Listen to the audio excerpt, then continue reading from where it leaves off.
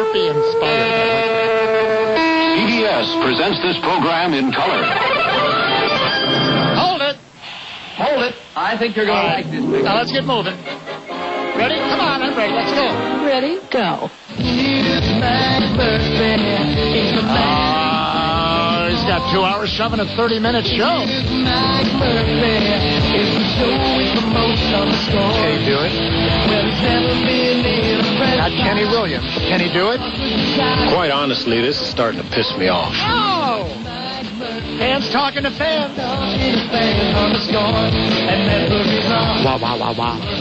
Wah, wah, wah, wah. How you doing, everybody? Murph with you from now until not 2, not 1, 12:30. White Sox baseball. Not on your pocket schedule. Is that right, Ron? Not on. You're absolutely correct. Split doubleheader, and if Game 2 rains today, it'll be a split doubleheader tomorrow. Then if Game 2 tomorrow, it'll be a split doubleheader Wednesday, and then a day game Thursday, right? We might have to. Sounds right to me. I don't even know what I said. So we better start shoving right now. By the way, buried, because who has time? Who wants to read the business section anymore? It's no fun to read the business section. Lender, Chicago Tribune business section, front page headline, lenders may get control of Tribune Company. Hey, get the mop tops out of here. Get the Fab Four. We all live in Samsel Submarine. The Samsel Submarine. Baba, the Samsel Submarine. They won't leave. They think they're on Ed Sullivan. Samsel Submarine. Everybody. Samsel Submarine. Samsel Submarine. Now, this is not good if you're a Cubs fan. And it's probably even worse if you're Sam Zell. Because right now, Sam Zell is what they call upside down, a submarine, tapioca. He's bust. Sam Zell, a guy with billions of dollars, appears to be unable to meet the loan.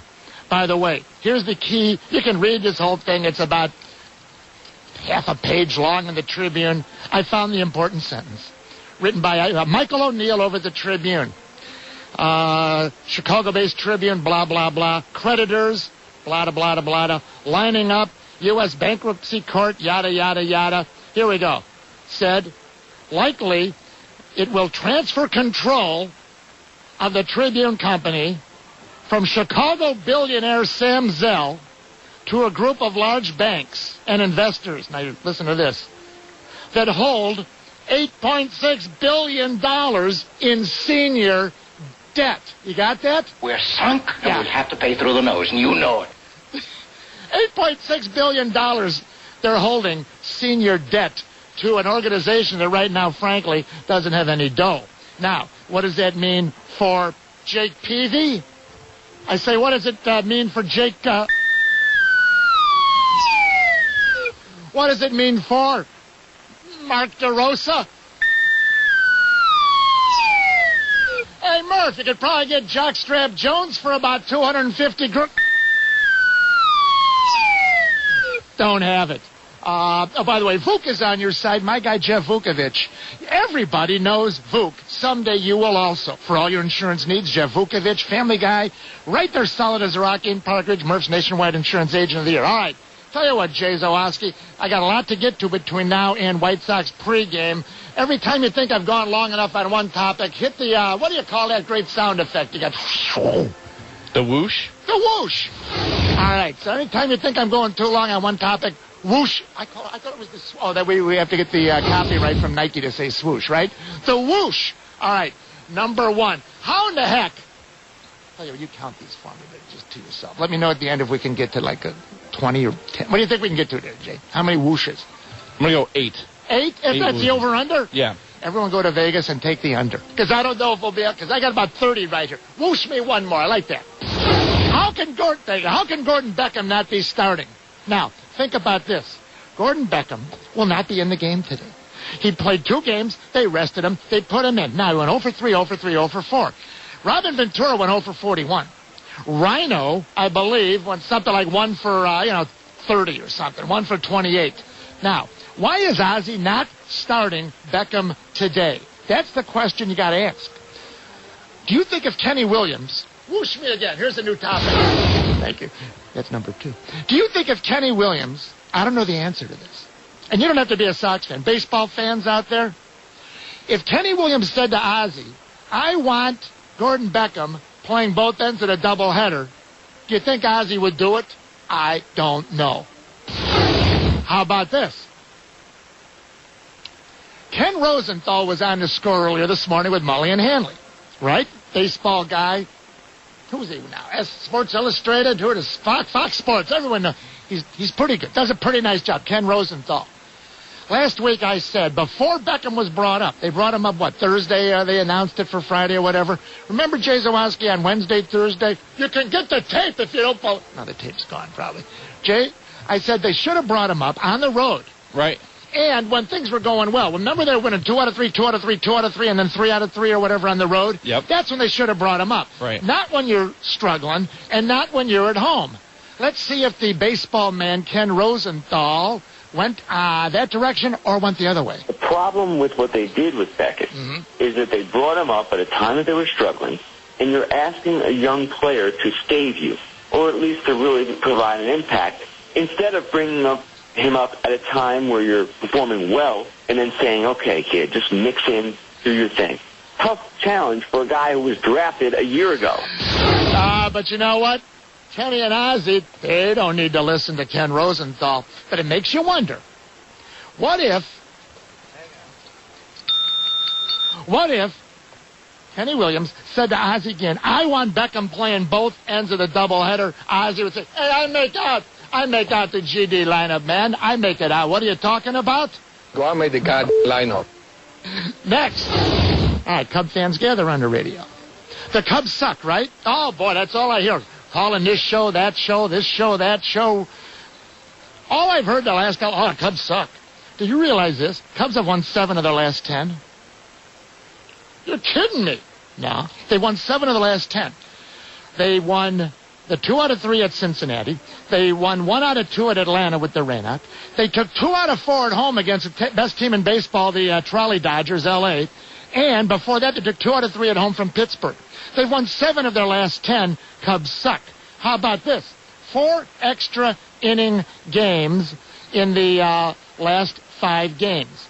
Extra innings Tuesday, Wednesday, rain out Thursday, not on Friday, and then Saturday, Sunday. 12 innings Tuesday, 11 innings Wednesday, 11 innings Saturday, and 14 innings Sunday. That wreaks havoc with your pitching staff. And right now, Cubs sitting pretty. You know my famous total games behind, right? Let's see what happened over the last few days. Never look at games behind. That'll trick you, unless you're in second place. Total games behind, add up how many you have to leapfrog.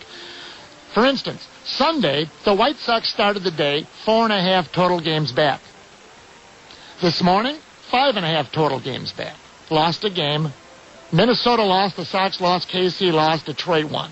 All right, but listen to this. The Cubs started, if you get your Sunday morning paper, no one buys the paper anymore, Murph. There are no papers anymore.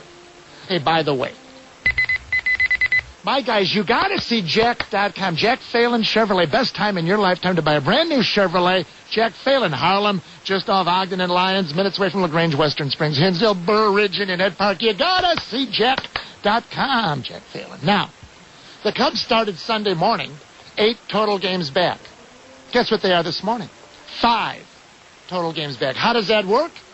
Very simple. The Cubs have a giant W this morning in your standings. Milwaukee lost. There's a game they picked up. St. Louis lost. There's another game to pick up. And they leapfrogged Cincinnati. There's another game to pick up. The Cubs picked up 3 total games yesterday, from 8 total games back to 5 total games back.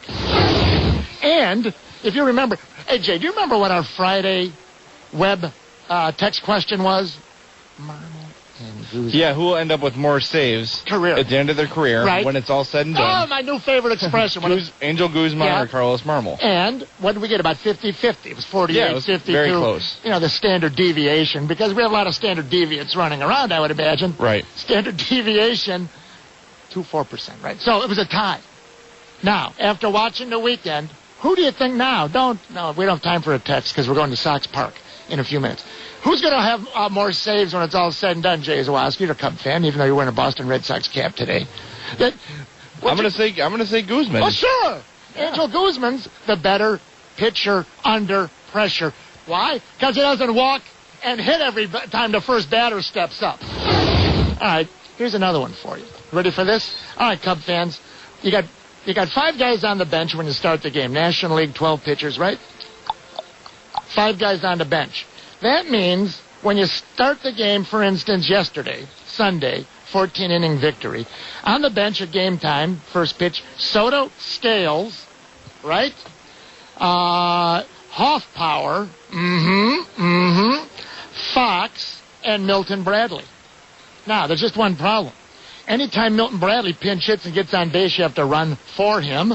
Case in point, when Bradley walked pinch hitting to start the 9th, and what do they have to do? You got to run Bobby Scales' ass out there to pinch hit. So effectively, you only have 4 guys on the bench, and you had 4 extra inning games this week. Lou Piniella, though he's doing a lot of things I don't like, he still is pretty damn good running the game in game. All right, let's see here. Hall of Fame. Now, here's our guy, Phil Rod. Let me give you 10 seconds. 10-second history on the Hall of Fame voting. The Hall of Fame was built around, 1933? Someone had a crazy idea in the middle of nowhere, Cooperstown, New York. You ever been there? You can't fly there, you can't drive there, you can't get there. Probably the easiest thing is like the canoe there. Now, they put the thing there in 1933, and they say, we got to get some publicity. So they go, how do you get publicity? Here's a flash. No internet, no TV, and barely any radio. So what they did with the Hall of Fame was, we'll get all the baseball writers, we'll let them be the voters. That way, they will promote us. A little scratch my back, I'll scratch you, right? A little tit for tat, right? You know what the deal is. So to this day, the Baseball Writers of America Association, whatever the hell it is, they have this stranglehold on the poor saps at the Hall of Fame that only a writer is allowed to vote for the Hall of Fame. Not an electronic media guy. Vince Scully, no. Vince Scully's never voted. TV guys, Harry Callis passed away. He never voted. Harry Carey never voted. A guy like even Pat Hughes, John Rooney. They've seen hundreds and thousands of games. They've never voted. But yet, these writers, now that the key moment is coming, right, to make the big decision, what do you do with the steroid pumpkin heads, right? They don't want to be involved. Now, all of a sudden, they didn't want anyone but them involved, but now they're going to run. Here's what Phil Rogers wrote in the Tribune Sunday. They're going to blame the Hall of Fame board, whoever they are. Rogers writes, the Hall of Fame board needs to meet and give us writers a directive on how they want the question factored into the voting. Wusses. And here was another writer, I don't even know what his goof's name was, out with Mullion, nice enough to come out with Mullion Haley today. He's a writer out of where? Dallas, Texas? Tim Cullishaw. Whatever his name is. Listen to this guy, same deal. I think, like other Hall of Fames, baseball's Hall of Fame is going to have to come out with some kind of idea of here's what we think, and here's how we think you should consider voting. Because right now, I think everybody's just, up in the air about it. What a bunch of saps. They've kept everybody out of their little club to vote. Now when the pressure's on, they don't want to make the decision. Let the Hall of Fame tell us what to do. And you can tell, this guy, Rogers, they all were in cahoots. They all must have got together. Hey, we don't want to be the one getting our you-know-what in the ringer. Now, let the Hall of Fame tell us what to do. Sports Radio 670, it's Murph. Back in a flash, Beckham's not playing. I can't believe it. Sports Radio 670, the score.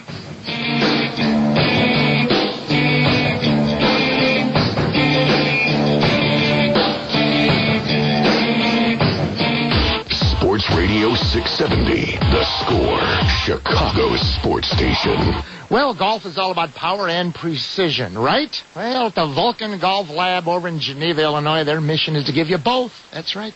The Golf Lab Precision Simulator, fitting system, and power golf instruction programs, well, they're guaranteed to help you play your very best. They offer all the best brands of drivers, hybrids, irons, wedges, putters, precisely fitted to your personal specs. Clubs that perform so well, they feel like they're part of you. So, who do you visit? Vulcan Golf Lab, downtown Geneva, on State Street, or give them a call, 630-232-6332 for more information. Congress is considering a law that could limit the amount of free music you experience over the public airwaves, or worse, force some stations to stop playing music altogether. If passed, this legislation would greatly diminish the quality of music programming on the radio. Congressman Danny Davis supports your local radio and has sponsored a bill to keep the stations you love free of a music performance tax. Thank you, Congressman Danny Davis. To contact your representative and ask them to sponsor the local Radio Freedom Act, visit 670thescore.com. Keep free music radio free. This message brought to you by WSCR. Hey, Marry Me Jewelry is moving, and that means huge savings for you. All inventory marked down at or below cost, so don't wait. Visit Marry Me Jewelry this week, located on LaGrange Road in LaGrange Park. Hey, the old Village Market right there. For more information, call 630-MARRY-ME.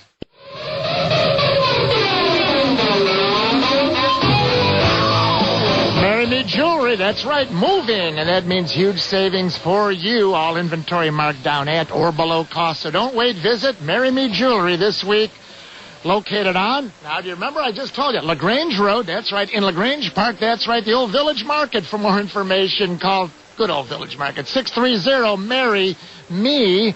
All right, Jay, how many swooshes do we have so far there? 8. 8? Yep. Swoosh me. All right, next. White Sox baseball in a few minutes. That's where it's sort of in a hurry right now. And Beckham's not starting. I can't believe it. All right. Seeing what's going on in the bullpens in this town right now, I'll tell you one thing. Matt Thornton, he's the best in Chicago. He's probably the best in the major leagues right now. Bobby Jenks doing great. The Cubs got their little mixes and matches. Right now, Matt Thornton is unhittable. He's humping it up there about 94, but the thing must be just darting and moving. And they can't even touch Matt Thornton and the Cubs bullpen. Now, right now, this is why the Cubs, I believe, are going to win the division. 7 of the last 10, well, they're playing like crap. Cubs, I now believe, are going to win the division. Here's why. In the bullpen, Angel Guzman. He's been lights out. Sean Marshall, now in the bullpen because of where'd they find Randy Wells? They had him. They lost him Rule 5, got him back. And Jose Azcano, who was part of the cockamamie Jack Jones. They got Omar Infante from the Tigers and sent Omar Infante along with that nutball Will Oman to the Braves. This guy, Jose Azcano, Canio, however you pronounce it, Marshall, Guzman, Patton came in, Rule 5 guy, had a nice outing. But the negatives, the White Sox bullpen, Wes Whistler. Oh, my God. That's no good. And Jimmy Gobbler. That's no good. I understand. It's not easy to dip down and start bringing up minor leaguers in the middle of the season. 26 and 27-year-old journeyman. You get what you pay for. You get what you have. How about Wes Whistler? Came in, saw 2 guys, walked them on a total of 9 pitches. That's not good, right? Jimmy Gobbler came in through a 29-pitch inning, got out of it with no earned runs, but a walk and a hit, loaded up the bases. And for the big vice presidents out there of plant operations and facilities, thetowngroup.com. For the big piping, chiller, air conditioning, repair, replace, upgrade, thetowngroup.com. West Town, North Town, Southwest Town, Northwest Town. My guys, they do it right. White trucks, red stripes, thetowngroup.com. Now, how about Colon and Contreras? How you liking them so far? Let's go back to late February. The Sox told you all year that your 4th and 5th start, all winter, they told you your 4th and 5th starters were going to be, remember, it was going to be Clayton Richard, and it was going to be Jeff Marquez, Swisher trade from the Yankees, until Coop snuck on under the radar here. Mully and Hanley back on about February 26th. Remember this little 9-second bite? Everything that Colon and Contreras is doing has been amazing, and they're working along. It looks like both of them, if they don't have any setbacks, might be ready by the wire. Well, there you go. They might be ready by the wire. Hey, Jay Zawoski, you might have been ready by the wire. Sure. I was ready for opening day. Couldn't get anybody out. You give me a little premature swishulation right there, right? All right, final one. Giovanni Soto. 2 brutal sacrifice bunt attempts. If you can't hit, here's an idea. Maybe you go learn to bunt. And Lou Piniella, he has 0 career bunts. He doesn't know how to bunt. Don't be asking him to bunt in the 11th inning. Sports Radio 670, Murph Palooza saying, thanks for listening. Thanks for calling. See you later, everybody.